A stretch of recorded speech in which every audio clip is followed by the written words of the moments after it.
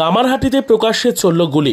কামারহাটি পৌরসভার 29 নম্বর ওয়ার্ডের অন্তর্গত 4 নম্বর রেলগেট সংলগ্ন এলাকায় প্রকাশ্যে গুলি চালালো দুষ্কৃতীরা। স্থানীয় সূত্রের খবর 2 থেকে 3 রাউন্ড চলল গুলি। আহত তৃণমূল নেতা বিকাশ সিং। চিকিৎসা করাতে এসে রাস্তার পাশে চায়ের দোকানে গুলিবিদ্ধ হলেন আরও এক ব্যক্তি, নাম সন্তু দাস। আজাদ হিন্দ নগর এলাকার বাসিন্দা। চায়ের দোকানে নিজের স্ত্রীকে নিয়ে দাঁড়িয়ে থাকাকালীন আহত তৃণমূল নেতা বিকাশ সিং পালানোর সময় সন্তু দাসের কোমরে লাগে গুলি। রক্তাক্ত অবস্থায় আহত দুজনকে স্থানীয়রা উদ্ধার করে কামারহাটি সাগর দত্ত হাসপাতালে নিয়ে গেলে সেখানে তৃণমূল নেতা বিকাশ সিং এর শারীরিক অবস্থার অবনতি হলে তাকে কলকাতায় আরজিকর মেডিকেল কলেজ এবং হাসপাতালে স্থানান্তরিত করা হয়। আহত আরেক ব্যক্তি সন্তু দাসকে কামারহাটি সাগর দত্ত মেডিকেল কলেজ এবং হাসপাতালে প্রাথমিক চিকিৎসার পরে ছেড়ে দেওয়া হয়। ঘটনাস্থলে বেলঘরিয়া থানার বিশাল পুলিশ বাহিনী মোতায়েন করা হয়েছে। আহত দুই যুবকের পাশে থাকার আশ্বাস দিয়েছেন বিধায়ক মদন মিত্র।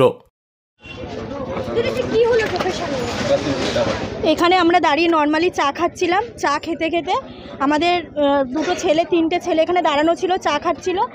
আর তিনজন এসেছিল। তিনজন এসে পুরো শ্যুট করছে। এবার আমাদের গা ঘেঁষে একটা ছেলে যেতে গেছে, আমাদের একজনের গায়ে পুরো কোমরে পুরো গুলিটা লেগে গেছে। এবার ওর লেগেছে নাকি গা ঘেঁষে গেছে আমরা জানি না, কিন্তু প্রচুর রক্ত বেরাচ্ছিল। বাইকে ছিল 3 জন। না, আমরা কাউকে এখানে চিনি না। আমরা তো ডাক্তার দেখাতে এসেছি, নর্মাল চা খাচ্ছিলাম দাঁড়িয়ে। আমার হাজবেন্ড। হ্যাঁ, তার কোমরে লেগেছে। ওকে তো সাগর দত্তে নিয়ে যাওয়া হয়েছে। লাগছে তো এরকম।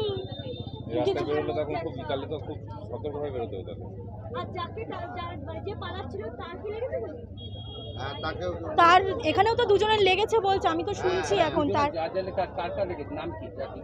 আমি নাম জানি না। তার সন্তু দাস। হ্যাঁ, এখানে লেগেছে সন্তু দাস। আমরা 1 নম্বর আজাদ হিন্দ নগরে থাকি। না না না না, এখানে হয়েছে কিনা আমি জানি না, কিন্তু এই ফার্স্ট আমাদের সাথে এটা হলো। আর আমরা একটু তো আছি এরকম কি হয়েছে। না না, আমরা কাউকে চিনি না। আর ওইখানকার ছেলে না, ওইখানকার